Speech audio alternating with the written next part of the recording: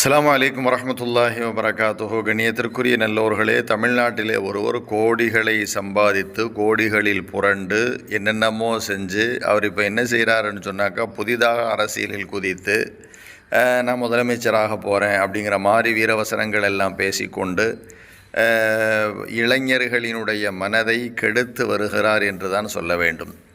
நிறையா வாலிபர்கள் நிஜத்தை நம்புறதை விட நிழலை நம்புகிறாங்க.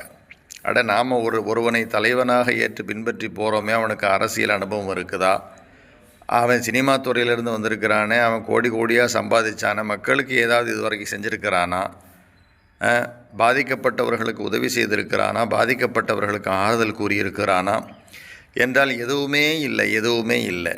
அப்போ எதுவுமே செய்யாத, எந்த ஒரு தியாகமும் மக்களுக்காக மனமும் வந்து செய்திடாத ஒருவரை எப்படி நாம் அரசியல் தலைவனாக ஏற்றுக்கொள்ள முடியும் அப்படின்னு இந்த வாலிபர்கள் சிந்திக்க தவறிட்டாங்க.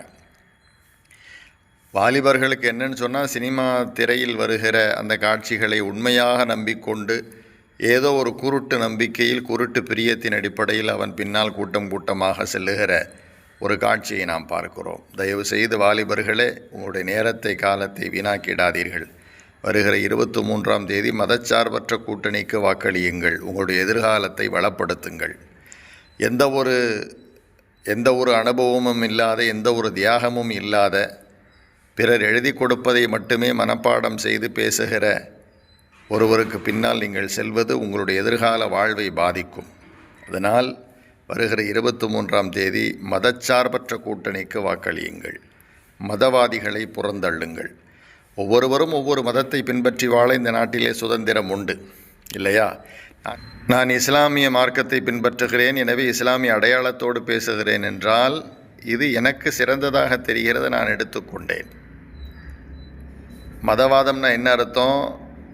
நான் இருக்கிற மார்க்கத்துக்கு நீ வரணும், இல்லைன்னா உன்னை அப்படி பண்ணிடுவேன், இப்படி பண்ணிடுவேன், உன்னுடைய சாப்பாட்டை தடுப்பேன், உன் வருமானத்தை தடுப்பேன், உன் கல்வியை தடுப்பேன் என்று போட்டி போட்டு பேசுகிறான் அல்லவா, அவன்தான் மதவாதி. நாம் ஒரு மார்க்கத்தில் இருந்து கொண்டிருக்கிறோம், பிறர் அவரவர்களுடைய மார்க்கத்தை பின்பற்றுகிறார்கள் என்றால் அதை நாம் கண்டுகொள்ளாமல் நட்பின் அடிப்படையில், மனிதாபிமானத்தின் அடிப்படையில் நாம் பழகி வருகிறோம் என்றால் இதைத்தான் நாம் பிரியப்படுகிறோம். மக்கள் இதைத்தான் விரும்புகிறார்கள். இதுதான் மதச்சார்பின்மை என்று சொல்லப்படுவது. எனவே அத்தகைய மதச்சார்பின்மை கூட்டணிக்கு வாக்களித்து நம்முடைய நாட்டின் எதிர்காலத்தை வளப்படுத்துவதற்கு நாம் முயற்சிப்போம். இறைவன் கிருபை செய்வானாக. ஆமீன்.